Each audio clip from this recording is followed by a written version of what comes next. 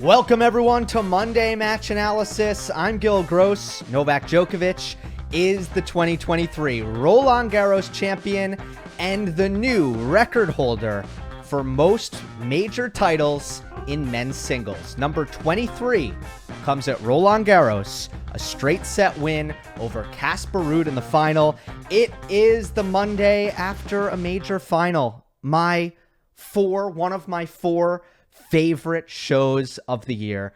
So excited, so pumped to talk about this, dissect it from every angle. I'm going to do something really fun at the end that I'll tease in a moment. But first, let's just address the historical consequence of the match straight away. We'll probably be remembered more so for that, 5, 10, 20, 50 years down the road than the actual tennis that was played.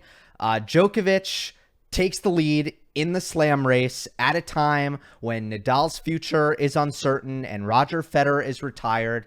And I've said this a lot, and it's not anything profound, but once you reach a certain level in this sport, the main goals are to win majors and to be number one in the world. You hit a certain level, and those are the two pillars. That's what you want to be doing. And Novak has now done those two things more than anybody else. You got the year-end number ones. You got the weeks at number one. You have the major titles. Another thing is now Djokovic is the only man to have won all four slams 3 times or more. So there's a surface versatility accolade right there, certainly. I was thinking, what's the next record? Like, what else is there for Djokovic to really do? And the only one that I can think of that's really central is titles, most total titles. And that right now belongs to Jimmy Connors, who has 109. Novak now has 94. So I think that's the next chase. Not that that's something that I think has been on the forefront of Novak Djokovic's mind, but just there's no longer a lot of records that you kind of look at and Novak doesn't have that aren't specific to, highly specific to certain conditions, right? So that's kind of obviously the weight of this, and it comes at Roland Garros. And I said in the preview, obviously, it has been over the last 3, 4, maybe even 5 years. There have been so many twists and turns in this slam race. And one of them came in 2022, when Nadal broke the 2020 tie with an Australian Open title. And now Djokovic does it at Roland Garros. Of course, Melbourne is Djokovic's house. Paris is Rafa's house. So you have certainly an interesting turnaround, somewhat of a revenge story there, although I'm not sure the players look at it that way as much as the fans do. Before I jump into the match analysis, I want to tease a little bit of what's coming.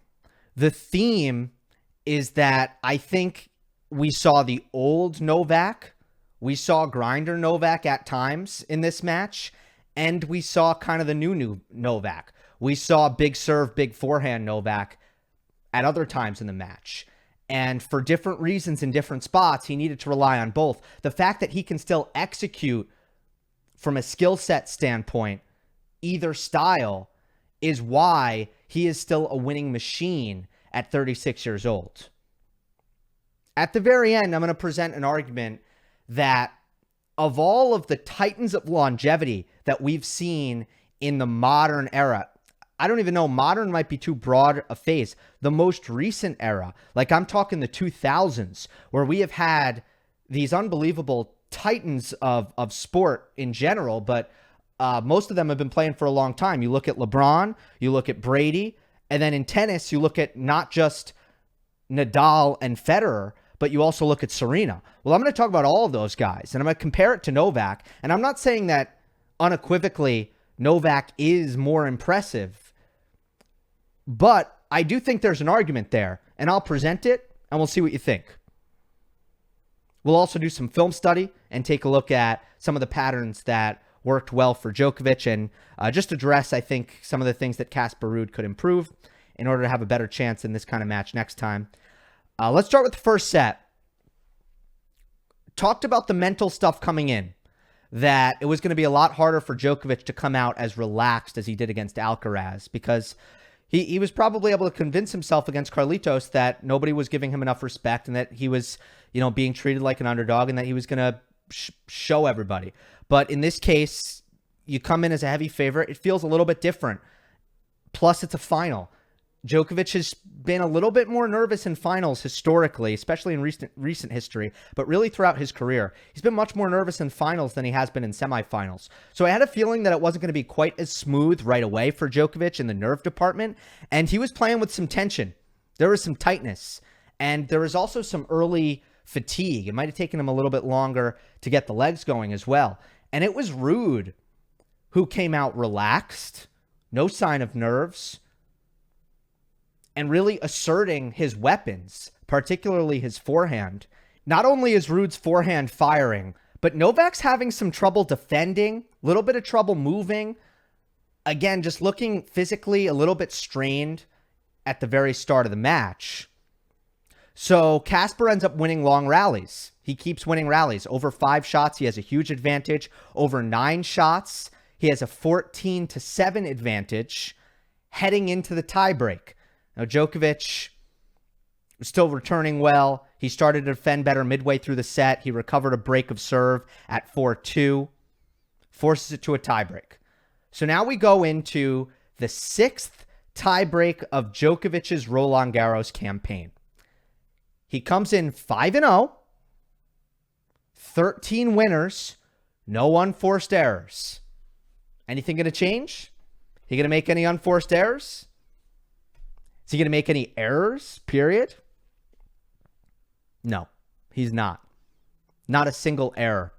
But the key was the first 3 points of the tiebreak. Starts with a 16-shot rally. Ruud hits this big forehand cross-court out of the corner. He's trying to build something offensively with his forehand cross-court. And Djokovic, on the run, just throttles it down the line for a winner. Ruud hit his forehand so hard cross-court that he wasn't able to recover. And, with Novak saw the open court, and even though he was on the run, he was able to exploit that open court. Forehand winner, 16-shot rally. A lot of running for Novak. So, first point of the tiebreak, it was long, it was physical. How are we going to respond here on both sides?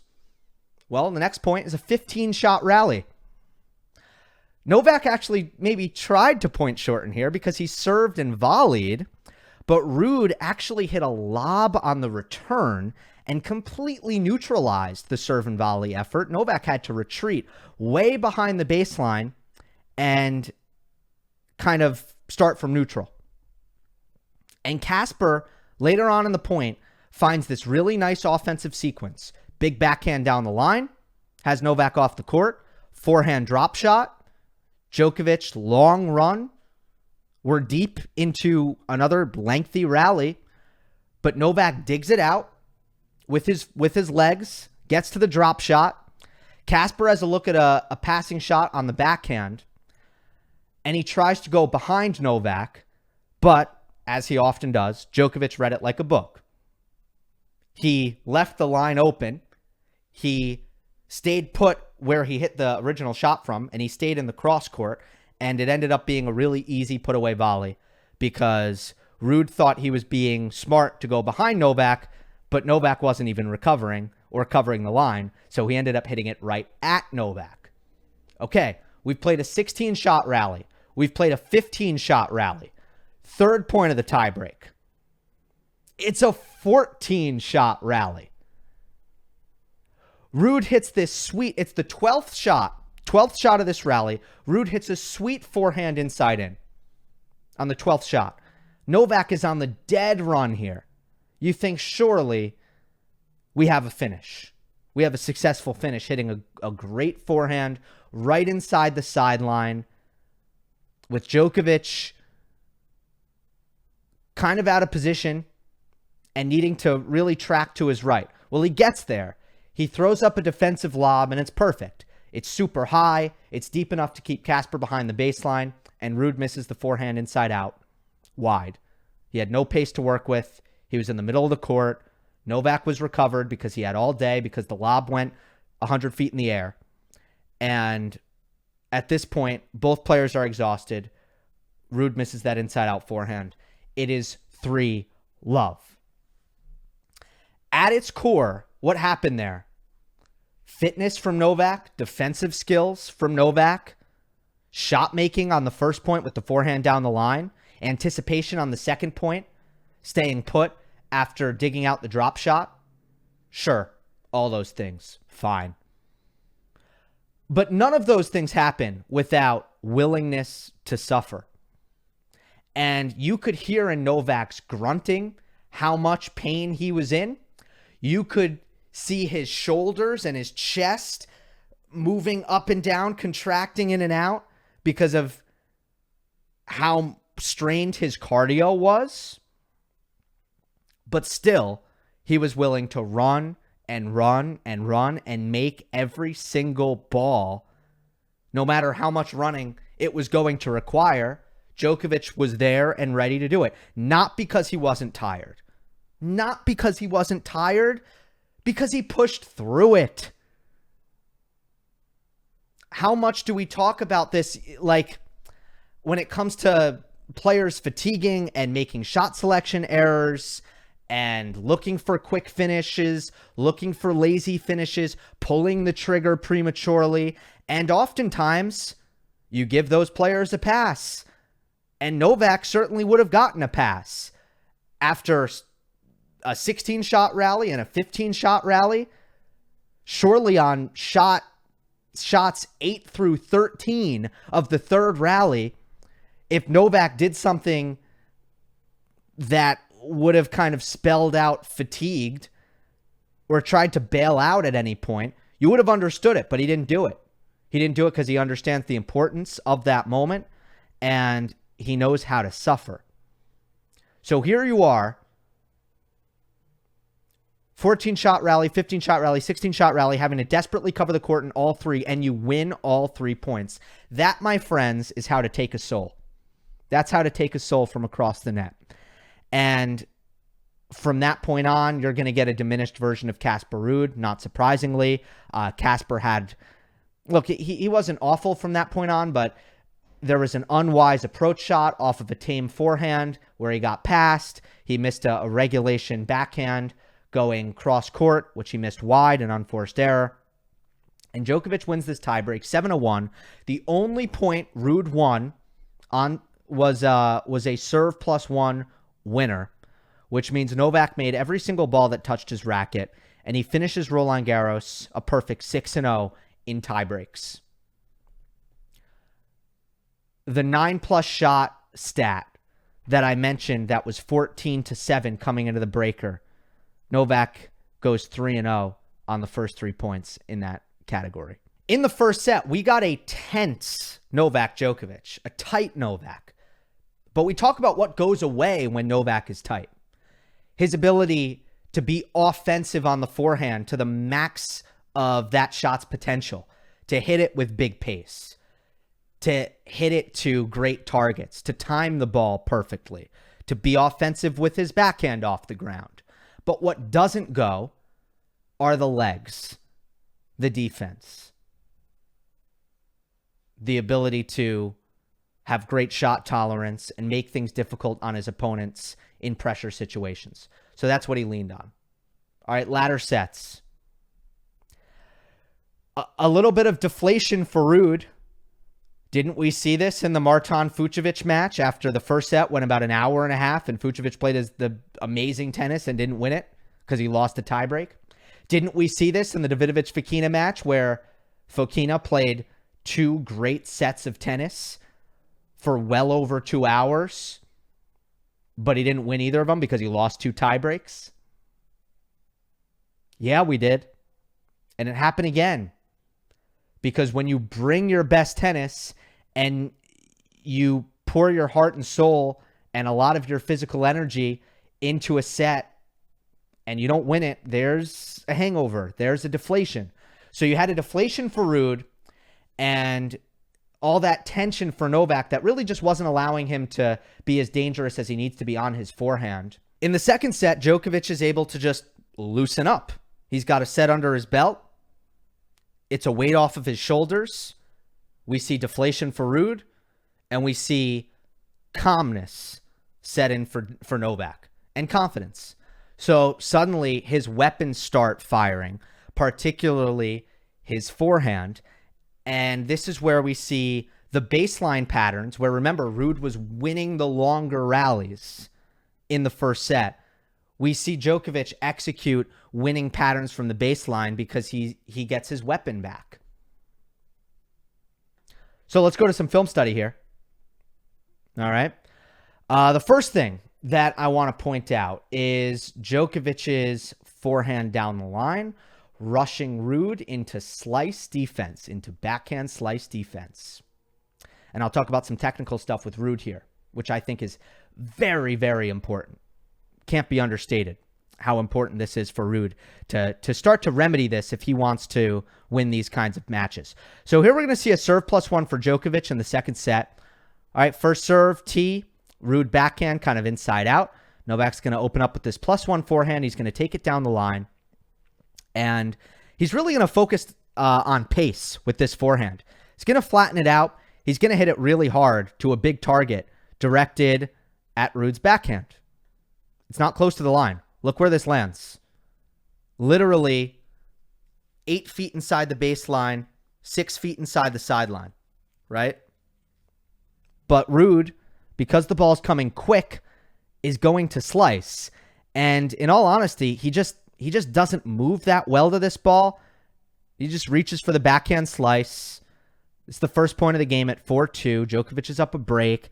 Casper needs to try to get into a return game here. But Ruud goes to the slice, and it's short in the court. And Djokovic just moves athletically up to the ball, finds himself a forehand. This is great footwork. And Djokovic pulls it inside in for the easy forehand winner. Ruud is guessing the wrong direction, but even if he guessed correctly, it's such a good forehand by Novak, it probably wouldn't have mattered. Show you another example. This is off of a Ruud cross-court forehand. And again now, Djokovic, this is at 30-all in the same game. And even though this isn't a huge spot in the match, I like to take big moments of the match. I did want to show you 2 points from the same game because I'm laying out that, potentially if Ruud does this differently, then maybe he earns a break point at the very least, and he's able to dig into this return game because Djokovic makes some mistakes in this game. Now it's 30-all. All right, we're going to change direction with the forehand down the line. This one is a little bit closer to the sideline. And once again, Ruud goes to the slice defense. But this one, he slices into the net. And this just it shouldn't have been a finishing ball for Novak. It was not big enough for it to end the point. You have to defend your backhand better than that. I show you these two examples, but man, they were littered throughout the match of examples where Ruud is very willing to start to hit backhand slice from defensive positions where he's way behind the baseline. He's almost never going to get it to Djokovic's backhand because he's too far behind the baseline and a slice travels slowly. All the time in the world for Djokovic to run around and hit another forehand. It's not a shot that is generally produced with a lot of depth. It's not a shot that can rush Djokovic in any sense, and he's just got all day to load up the forehand. It's not a good way to get the point back to neutral, especially on clay, where you're not really going to benefit from a low bounce necessarily, right? If you keep the ball low, it's a good way to avoid potency, right? On clay, it's just not good enough. What would Novak do on these balls? What is the shot that Novak and many others, okay, Nadal, Medvedev, Zverev, Murray. What do these guys do? They hit an open stance backhand. They drive the ball. And they get more on it. They get more pace. They get more depth. Oftentimes, they get more width. Cross court, they get more width on that. It's just a better way to defend. Slice is for desperation. Slice is for desperation. And you have to slice sometimes. And you should slice sometimes. And there's such thing as really great and awesome slice defense. But for Ruud, usually it's a floater into the middle of the court. And one of the buzzwords in modern tennis is, how do you turn defense to offense? How do you neutralize, at least? Turn defense into neutral. Ruud's backhand does not turn defense into offense. It does not neutralize. What it does is it turns defense into more defense. That's all it does. And again, when I say slices for emergencies, usually a slice is necessary because you're not able to get your body close enough to the ball in order to hit a drive backhand. The distance between the ball and your body is too much. You're on the stretch. You have to reach for the ball. And because you can't make up that ground, the slice is the only way to maximize your reach. So you're slicing because your opponent has attacked you with a certain level of width. But that's not what I see with Ruud. I see Casper going to the backhand slice because he's rushed. Especially that first example. That was a good example where all Novak does was he hit the ball really hard. And that's why Ruud had to slice. He wasn't really challenged for width on that ball. And I guess he was a little slow moving to his left, and it made it look like he was challenged with width. But at the end of the day, that ball just came so hard that Ruud sliced the ball. And that's the tendency you'll see, that whenever Djokovic hit a good, crisp forehand down the line, boom, he got the slice. And Ruud needs to be more stubborn. He needs to make it harder for Novak to earn the defensive slice, because the defensive slice is what Novak wants. He needs to try to hit more open stance, topspin backhands, period. He's at a disadvantage unless he gets better with that, especially for a player who has the athleticism and the quickness to be really, really good defensively. And I think he defends his forehand well. But I would challenge anyone who tells me that Casper Ruud defends his backhand well, because I don't think he does. I think all he does is float slice backhands into the middle of the court, and that's not great defense. Okay, I think I belabored that point. Let's go to the next pattern. The next pattern is Novak attacking Ruud's topspin backhand cross court with his forehand, particularly his forehand inside in, because Ruud is not really going to recover to the middle on this ball. All right. So Djokovic backhand cross court, Ruud backhand cross court. Now Novak doesn't need to recover here either, unless he feels threatened by the backhand down the line of Ruud, which he should not, especially after the first set. Ruud just wasn't quite as confident hitting his backhand down the line. So Djokovic isn't going to recover here. He's kind of camped on the ad side. If Ruud hits a backhand cross court, which, spoiler alert, he's going to, it better be good. Better be good. Otherwise, Novak is perfectly positioned to hit a forehand, essentially, because he's not recovered in the middle. All right, so he goes cross court. Not good enough. Djokovic gets around it. It's high. It's spinny. And if Novak hit this as a backhand, it would have been unattackable. I don't think Novak, with the amount of topspin and the amount of height, I don't think Novak would have been able to really do anything at shoulder level, well behind the baseline, and Casper would have been safe.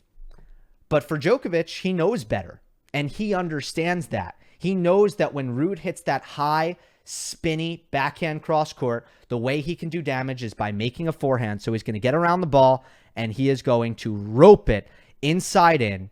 Absolutely crushed. Clean winner. Bang. We saw that pattern a good amount.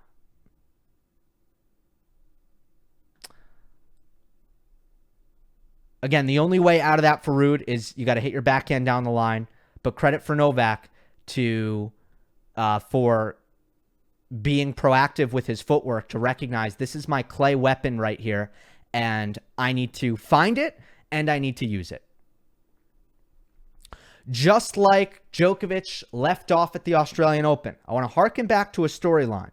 All throughout the Australian Open, when, remember, Djokovic was playing with some limited mobility because of the hamstring thing, we discussed the improved forehand potency. That was a big key for him at that time. And I was curious to see if that was going to continue throughout the year. And to be honest, it did not. But it seemed like it kind of came back. And obviously the elbow stuff might have made all of this even worse than maybe it would have been anyway. But I think by now, yeah, it did come back. Because Novak's forehand was awesome against Alcaraz. And it was awesome in this match. The forehand potency in the second and the third set here was terrific. He really raced to the finish line. He won 12 out of the last 13 points in this match, in the third set. Ruud in the third set, by far his best serving set. And there was a lot of good serve plus one aggression from Casper here. Again, it was in that category, the best Ruud played all match long. So, pretty serve-dominated third set. We hit 4-5, though. And Novak has an easy hold. And then he breaks at love. He nearly wins the last 12 points of the match, but he loses his first match point. Ultimately, he wins 12 out of 13 points, mostly on his terms. That's the impressive part about it.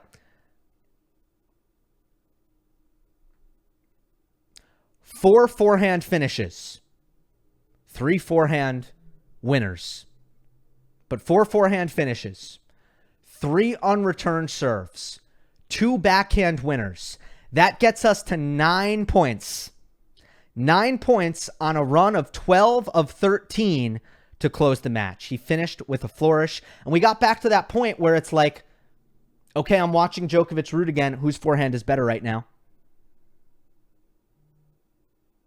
That's the problem zone. That's when you know Ruud has no chance. When the strength for Casper might not be better than that very shot for Novak. There were, I said there were 4 forehand finishes, 3 forehand winners. 2 of those forehand winners were Ruud forehand cross court, trade/build, into Djokovic forehand cross court winner. So like strength to strength, baseline to baseline, cross court to cross court, Djokovic hitting forehand winners cross court off of Ruud's forehand cross court. That's a statement.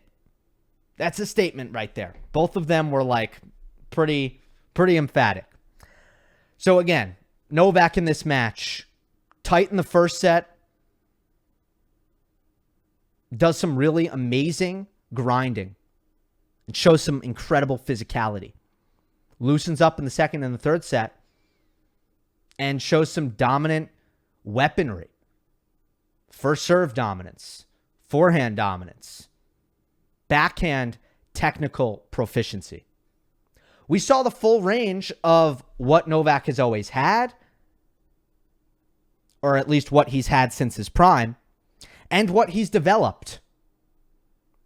Great stat here from NBC, and I was going to talk about stats of this nature regardless, but I did hear it on the NBC broadcast, and it is phenomenal. Major finals. Since Novak Djokovic turned 30, he is 11-2 in major finals. I think he's won 15 out of his last 18 since 2015, but that's just kind of another one. Throw that to the side. Remember, 11-2 in his 30s. He was 12-9 in his 20s. It's a point in time where Djokovic was, I think, just under 500 in major finals. I think he won like 6 of his first 13 finals. I think that sounds right. So he wasn't always, which is, by the way, not bad. That ain't bad. It's just, not. It's bad compared to what he's been doing recently. That's for sure. If you put it next to each other. And look, I'm not saying 2013 Djokovic would have lost to Ruud here. But I am saying that he might have had a harder time with his nerves. He wouldn't have applied as much offensive pressure. And Casper might have played better himself as a result. But really, I don't want to focus in on this match when it comes to Djokovic's longevity. I want to take a look at the big picture. And I want to keep that in mind, that he's almost won as many majors now in his 30s that he's almost matched the number that he's won in his 20s. And he didn't win any in his teens. And of course, he somewhat recently turned 36, and there's no signs of slowing down. So at the moment, it looks like his 30s will legitimately be more fruitful than his 20s. All right? Let's make the argument here that Novak Djokovic is the greatest master of athletic longevity in modern sports. There's going to be some contenders here. I am excluding Messi and Ronaldo because I simply don't know enough. Everyone I'm about to talk about, I have followed their careers. So I feel like I have a good sense and I have a pretty good institutional knowledge of what they've accomplished and how they've accomplished it. Messi and Ronaldo, blind spot for me. So let me know in the comments what you think about those two in comparison to Novak. But I want to discuss Novak in comparison with Serena, Roger, Rafa, and then two in other sports, LeBron and Tom Brady, who is in Novak's box. So the first thing to look at is, did they maintain prime level production? And I'm going to use the same 20s, 30s split. Like, very simple. We got to keep it even. We got to keep it consistent. Let's look at what these guys did in their 20s and then what they did in their 30s and compare it. Serena first. Serena won 13 majors before 30 and she won 10 after. But if you look at major finals, actually pretty close. 17 pre-30, 16 post. So I think it's fair to say that's close enough where we can give Serena a check mark that she pretty much maintained prime level production. Roger, 16 majors before he was 30, 4 majors after he was 30. That's not close. Obviously, that's not close. Rafa, he won 14, and then he won 8 after he was 30. Not very close. You know, still we're looking at a little bit over half of his overall major titles. And yeah, am I simplifying it? Yeah, because it needs to be simplified. Because we're talking about entire careers here, and there are a million metrics. Got to keep it simple. All right? So Rafa and Roger, did they age incredibly well into their 30s? Heck yeah, they did. Remarkably well. And look, all of these players did. All of these athletes did. That's why I'm including them in this conversation. So I really need to emphasize, I'm not diminishing any of them and how they all aged, because they were all unbelievable. Brady won league MVP at 40 years old. He won a Super Bowl at 43. Both of those are records. In his 30s, he won 2 NFL MVPs. He won 2 Super Bowl MVPs. And he made 9 Pro Bowls. There's an argument to be made, like Novak, that Brady was better in his 30s and his 40s, that he accomplished more in his 30s and his 40s than he did in his 20s. A good argument. And statistically, there was 0 decline whatsoever. So Brady with a check mark, Serena with a check mark. How about LeBron? LeBron is interesting. You know, all 4 of his league MVPs were before he turned 30, but he's won 2 championships in his 30s as the best player on his team, won finals MVP on both occasions.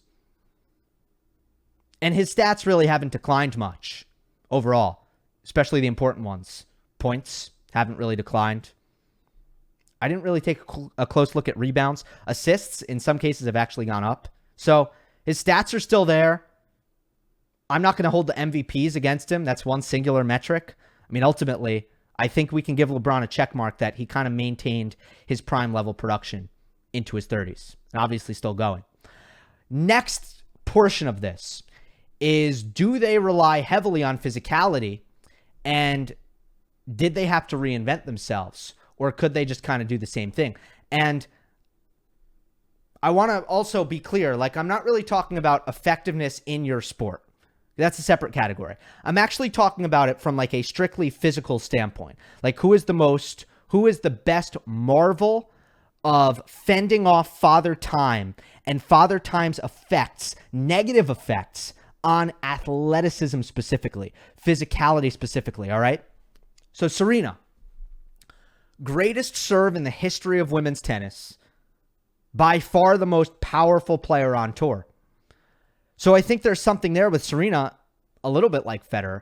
She was kind of able to avoid a certain level of physicality with her play style.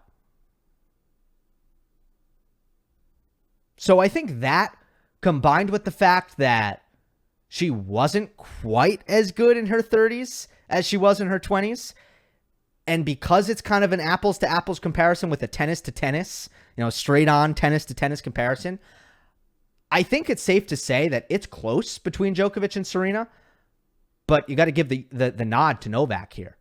All right, Brady. Tom Brady, never a mobile quarterback, never relied on his legs, his speed, his quickness, escaping the pocket, running. No, never, not once. But even as his career went on, you saw him